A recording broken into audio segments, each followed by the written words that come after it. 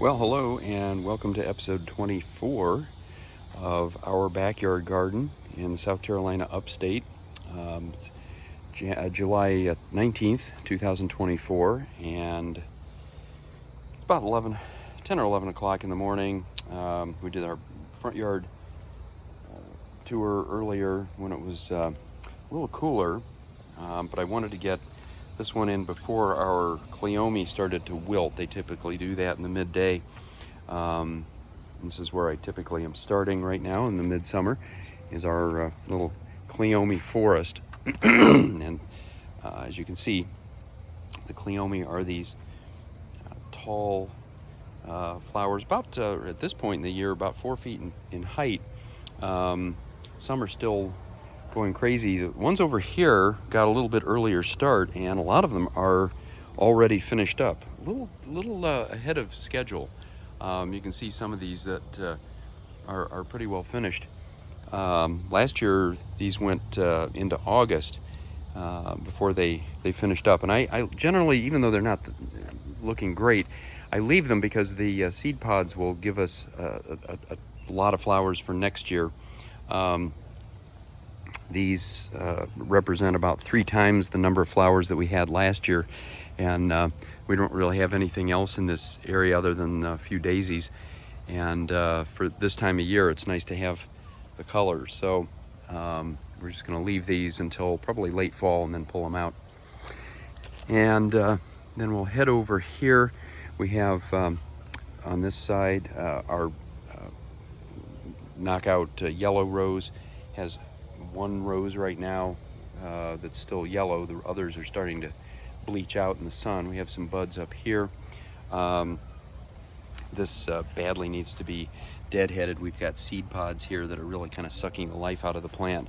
They're the size of cherry tomatoes at this point because we haven't done anything with them, but it's a lesson to be learned. If you want your roses to do well, you gotta deadhead them. Now, really the most dominant plant at this point in the backyard is the hydrangea. We have 4 big ones. They're just doing great, giving us these huge sort of snowball looking flowers. Our neighbor has a similar one that's been around for a few years longer, and it's about 12 feet high, as you can see over the fence. It's an absolutely beautiful flower, and they grow so fast. It's nice for a border like this on a lot line. The foliage gives you some privacy, and then you get the color as well. So it's nice if you have these type of hydrangeas, and I'm not an expert on the names and what the difference is between these and the ones that we have in the front yard that are more traditional pink and blue. But those are spring, these are summer, and between the two you get a nice batch of color throughout the growing season.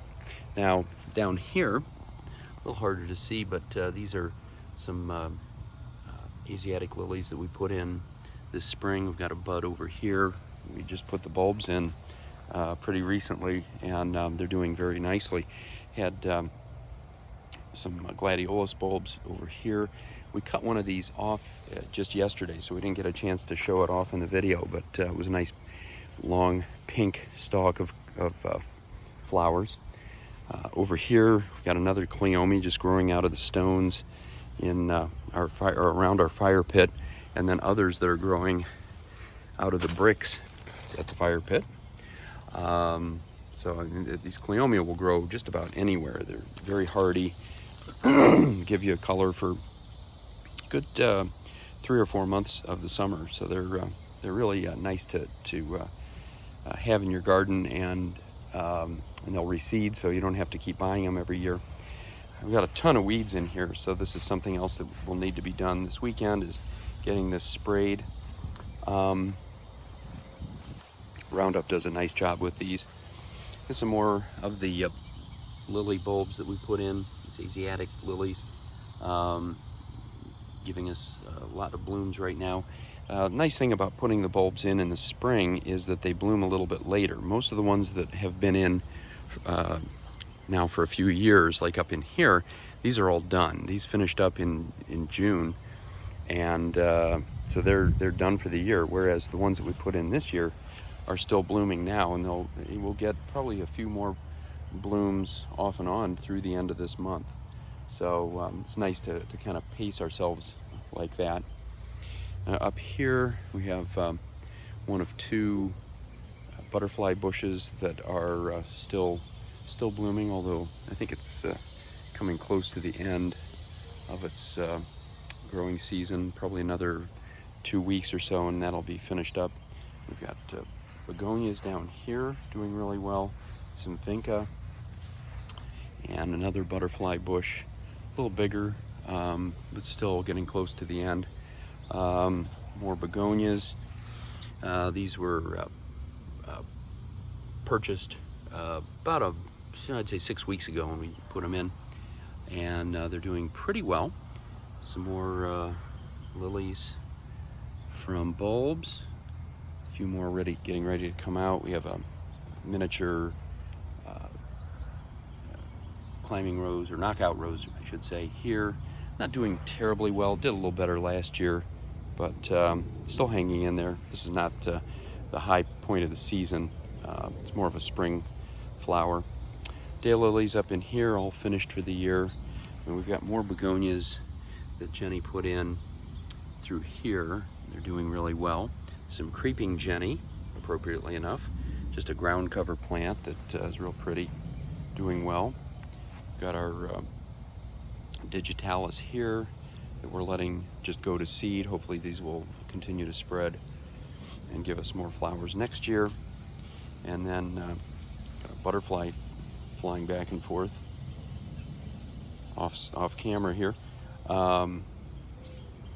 Big one, big pretty butterfly. You can just see him. He's a little camera shy. He doesn't want to be on camera. But we've got our impatiens here. These have roughly tripled in size since we put them in about a month ago.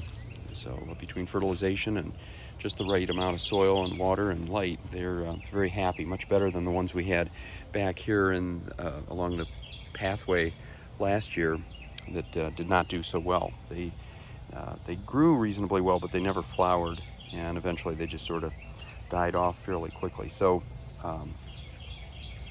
sometimes you have good years and you have bad years. We've had some tough years with the regular impatiens there. This happens to be a good year. You just never know. That's one of the mysteries of gardening, is how things are going to do at any given time. Back here in the woods, we've got one of our wisterias trying to survive. It's heavily in the shade, but wisteria can grow just about anywhere. It'd be interesting to see how that one does long term. We've got hostas. This one is just putting up its flowers now. It's a little delayed, probably because of the shade, but doing well. And then interestingly enough, we have our azaleas already having their second wind. Typically this is a little closer to fall, but here in mid-July we're getting our second round of these, and these were absolutely covered with pink flowers back in the spring, and they are coming out again now, not in the same kind of numbers that we had in the spring, but they are coming out pretty nicely. Just it's a nice additional color to have at this time of year. Then we have our black-eyed Susans. These all came up from seed. We just let them grow. They're kind of growing like weeds here in the mulch, but we decided to just let them go, and just gives us some extra color here at the end of the season.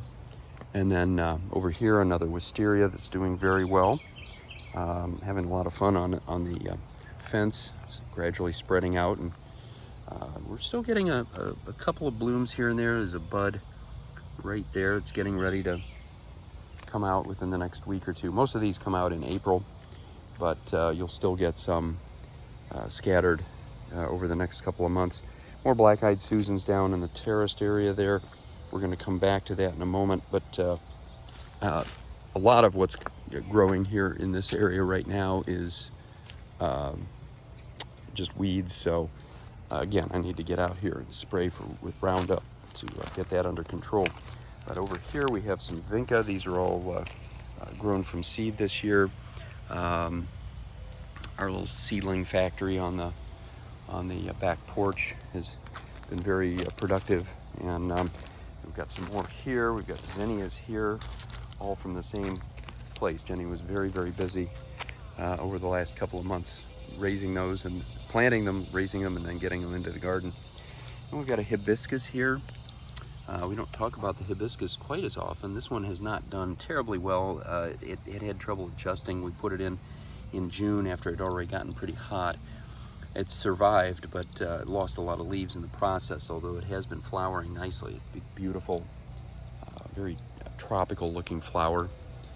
And then our big, gigantic knockout rose here with the blood red flowers. This peaked in the spring, I would say in early April, and then came back late June, early July. Had tons of flowers on it. It's kind of heading for a latent phase again, but it probably will come back with another round of flowers in another month or two. And over here, more vinca. Just pass by our trellis real quickly. The flowers on the trellis kind of come and go. We've got climbing roses on both sides, red on the left, and pink on the right. Pink ones, you can kind of see, it's hard to see into the sun there, but pink ones are, their most recent round came and went fairly quickly, but we'll get another round probably in a few weeks. Another hibiscus over here, doing very well. Beautiful yellow flowers. This plant has done extremely well. It's grown, probably doubled in size since we bought it. Hopefully the other one will do the same thing over time. And then as we get over further into this part of the garden, this is the part that we typically refer to as the cottage garden. So we've got a lot of things all growing together. So you get a lot of variety, a lot of different colors all in the same area. So we've got zinnias. These are shorter zinnias than the ones we have in the front yard. Those are the taller ones that typically will grow 3 to 4 feet in height. These typically are only growing about 8 to 12 inches in height, but they're still full of flowers, full of color, and they're a beautiful addition to the garden. And we've got Veronica over here. These are, I wouldn't say fully in bloom, but they're still doing well, giving these long stalks of purple. Probably will still have flowers like this for another 2 or 3 weeks, I would say, and then they'll be largely finished up. And if you look closely, you can see all the insects. The bees absolutely love Veronica. They are, at any given time, you'll see probably 20 or 30 bees, wasps, and a lot of different types of bees. Bumblebees probably more than anything, but you'll get honeybees and yellow jackets and everything else. They really are strongly attracted to these. We also have some Sweet William, which is a type of dianthus, kind of hidden back in here. And I kind of walked right past our climbing rose. This one has always been sort of an interesting plant in that it has lost all of its leaves, and you would think initially that it's not doing very well, but it keeps putting out flowers. At any given time, there are almost always some flowers on this that are open. And we have a climber in our front yard as well that's kind of the same thing. It's lost a lot of leaves, but it's doing very well in terms of putting out blooms. We got some daisies in the back. Those tend to come and go very quickly, but they do give you some nice traditional color. Then we got our gigantic butterfly bush over here. We can see more of it now since we took our trampoline out from a few weeks ago. And this one is still doing well. We have a huge bumblebee there. It's one of the bigger ones I've seen. And gives us these bright purple stalks. This one is still going strong. It probably will give us another month or two of blooms before it finishes up for the years, which is kind of nice. We have one in the front yard that is already pretty much finished for the year. I don't even show that one on the videos anymore because there's nothing really to see. Over here we put in a lot of seedlings in this area where the trampoline was, and most of them have done really well. The challenge has been to get enough water back here when it's been 90 plus degrees every day. But almost everything has survived to some extent. Some have done better than others. Probably the most successful ones have been these zinnias. Now these did not come from seed. We bought these at Walmart. They've done very well. It's kind of an unusual color of zinnia. You can see these from the house because they're so bright. So they've been a nice addition. And we've got balloon flowers here. You got to see one that kind of has the balloon appearance to it before it opens up. This one has kind of peaked for the year. Some of them are already finished over here, but hopefully this will come back next year. And then more zinnias over here. We've got some nasturtiums, marigolds, certainly, just a mix of lots of different things. And this one, which I say every week, we don't know what it is. Somebody gave it to us, but it has a very tropical look to it. It's just a big green plant, and it comes back every year, and it gives us actually a large number of these very tropical looking pink flowers. Hopefully it'll continue to bloom for a while yet. It's always one of the high points of the backyard. Over here, it's kind of a mix of different things. We have a wisteria that has had some problems, but overall it looks like it's doing pretty well. I think once it gets established and starts to spread onto the fence, I have a feeling it'll do pretty well. We've got some dahlias here. They haven't bloomed a whole lot. The plants themselves look pretty healthy, but we're not getting a whole lot of flowers out of them. Nice begonia here, and some more of the creeping jenny. A couple of knockout roses. One that came up from last year after deer came over the summer, or over the winter rather, and ate this down to the ground. It has come back and given us a few flowers, although it's a lot smaller than it was last year. Same thing with this one. And then this one we bought earlier this year. Again, I think it was at Walmart. It's given us a few flowers. It's kind of a ground cover rose. Not anything spectacular, but it's better than nothing. And then we have some widely scattered things like the zinnia here, just kind of growing out in the middle of nowhere. Glads are just about done over in here, and our clematis are finished for the year. Our big wisteria over in this area, just taking over. At some point later this year, I'm going to chop this back a little bit. Right now it's really kind of taken over this corner, but it's kind of a lost corner of the yard anyways. It's sort of like what the canna have done. They've sort of taken over this section of the terrace, and that's fine with me because we don't really have anything else here, and the soil is very poor. So they have given us some flowers. You can kind of see some of these. We haven't had as many flowers as I would hope, considering the amount of greenery that we have. Most of the flowers have been over in this area. One's over on this side. I don't know if it's soil quality or what. They get plenty of sun, they get plenty of water. So I'm not really sure what the issue is on this side.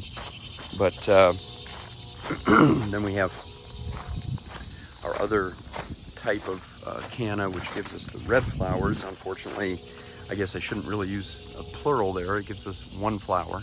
That's the only one that we've gotten so far this year, whereas the yellow ones have been far more productive, relatively speaking. And then we're back into the black-eyed Susans here. We had orange daylilies a few weeks back. They're long since finished. Of course, we had irises in the spring. They're long gone. And we just watched this cycle year after year after year. And every couple of weeks we get some changes in the color patterns and what's doing well. And that's really what the main reason for these videos is, just kind of showing off what's happening, how things change, and how we go from month to month, season to season, and how different the garden looks as we go through. Looking at this side of the trellis, we have just to kind of show all the greenery. It is a bit overgrown right now. We have to chop some of this stuff back. We've got just solid greenery here. The vast majority of this is jasmine. Jasmine's very invasive and aggressive, and it'll cover an area in short order if you let it. But at the same time, it does have nice white flowers. I kind of bypassed those over on this side. Most of those are spring flowers, but even now, if you look closely, you can see some of the little white flowers. They have a very pleasant scent to them. Even over in here, we have a few still blooming. So they do have an upside, but you do have to keep them under control or they will completely take over. This side of the trellis has gotten really dense with jasmine this year, and then you get the climbing rose in here on top of that, and it also has been very prolific and fairly aggressive. It's getting ready to bloom again. At least there's a little more of an upside with the climbing rose. You get a lot more flowers out of that, but the mix has been very green. But at some point, as I say, we're going to have to cut a lot of this stuff back just to keep it under control. And then on top of that, yet we have clematis, which is growing up in the middle of everything. So lots of flowers. We have kind of a similar situation over here, not quite to the same extent, but we did chop back the jasmine earlier this year, and you can see a lot of shoots going upward as it tries to make up for lost time, and up onto the trellis as well. Now we'll head up to the house, kind of finish things up here. As I've said on a number of occasions, this bed close to the house is largely a spring bed. There isn't a lot going on at this time of the year. We do have some veronica here that are getting close to finishing up. And of course, predictably, a bumblebee, as we always find on veronica. And then a few phlox still giving us some flowers. We have scattered roses doing better this year overall than last year. This yellow one had more flowers a week or two ago. Right now, not doing quite as well. But we should get more color later in the year as the vinca that we put in continue to grow. We've got oriental lilies that are about done. Some nasturtiums there that should continue to grow. A lot of weeds that we need to control. This here is a calla lily. Same thing over here. These bloomed earlier in the spring, but they're done now. Same thing with our lilacs. A lot of stuff that's finished up. Daylilies, more Asiatic lilies, and now we've got some tomatoes. And even though the leaves are kind of turning pale, which would indicate the soil is missing something, I'm not sure what, but they need some fertilization. But we are getting some flowers, so we should get some fruit before too long. These things are typically pretty prolific. More of the climbing pink roses here. This is just an absolutely huge plant, and gives us typically flowers through the end of the year. I think this may be our last daylily for the year, so enjoy it. And as we come back around, we got a few zinnias here. These went in just a couple of weeks ago. These were grown from seed, and they've already more than doubled in size. They probably tripled in size, so we're going to be getting some flowers here before too long. And that brings us back to the Cleome forest, and we're done. So as I have said, our backyard has a lot more to show off than the front yard. So the front yard videos have gotten pretty short lately. Backyard really has a lot going on between the Cleome and the hydrangeas, scattered roses, and zinnias. So we'll continue to do this every week until our first frost. And so wherever you are, I hope it's sunny, and until next time, happy gardening.